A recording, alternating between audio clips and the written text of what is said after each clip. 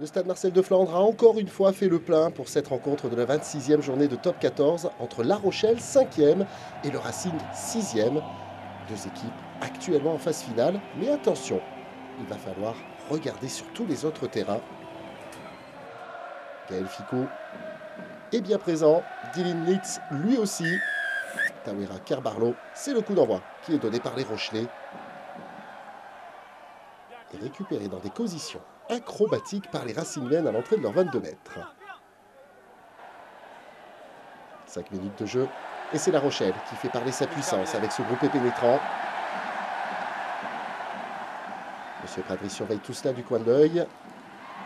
Le ballon qui peut sortir. Et on va repartir sur le côté.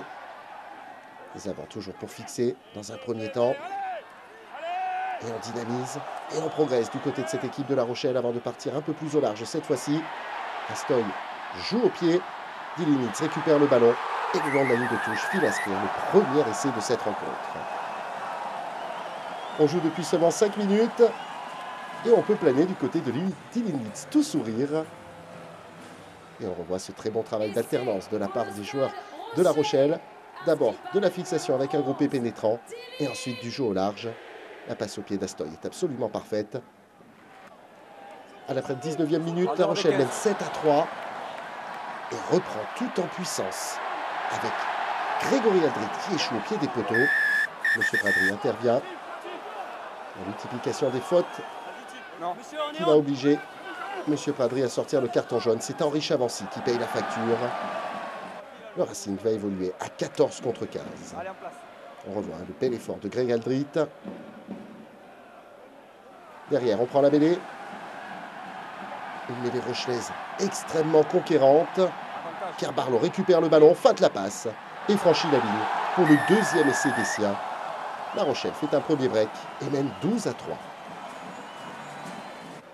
On revoit la puissance du pack rochelais et Tawera Kerbarlo qui file directement dans l'embut. La Rochelle mène 14-6 à la pause. À la 53e minute, les Rochelais se montrent toujours efficaces. Oscar Gégoul vient fixer la défense.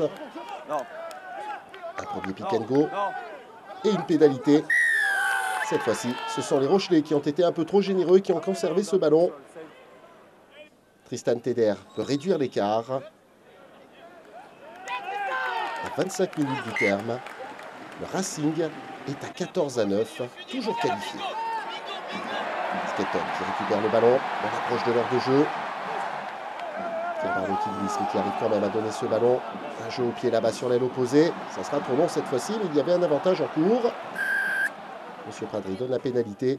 Et Antoine Astoy inscrit 3 points de plus, 17-9. Le Racing est à ce moment-là éliminé.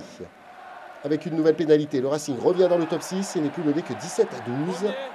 Il reste 11 minutes à jouer. Georges-Henri Colombe sort ce ballon, arrive à 5 mètres de l'embut. Le jeu rebondit. Les avants rochelais fixent à nouveau la défense du Racing. Le ballon traîne à sortir. Un point de fixation supplémentaire à l'initiative, encore une fois, de Grégory Aldrit. Un bras levé pour Monsieur Pradry. Et on va essayer de profiter de cet avantage du côté rochelais pour pilonner un peu plus encore la défense.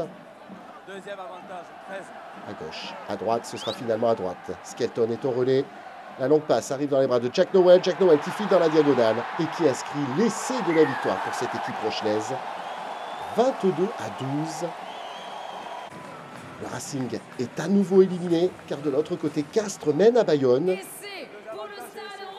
Ce Racing qui doit arracher absolument un bonus défensif. Et à la 78e minute, c'est ce groupé pénétrant rageur qui va mettre les Franciliens dans le bon sens. Le jeu passe par le sol. Monsieur Pradry donne un avantage. Le ballon est toujours à disposition. Les avants partent en pick and go. Et c'est Maxime Baudonne qui trouve la solution. 24-17. La transformation, elle est importantissime pour Tristan Teder. Elle passe entre les poteaux. 24-19. La Rochelle l'emporte et se qualifie pour les phases finales. Pour le Racing, ça aura été le chaud et le froid tout au long de cette soirée. Mais avec un bonus défensif, le Racing arrache la 6e et dernière place pour les phases finales de Top 14.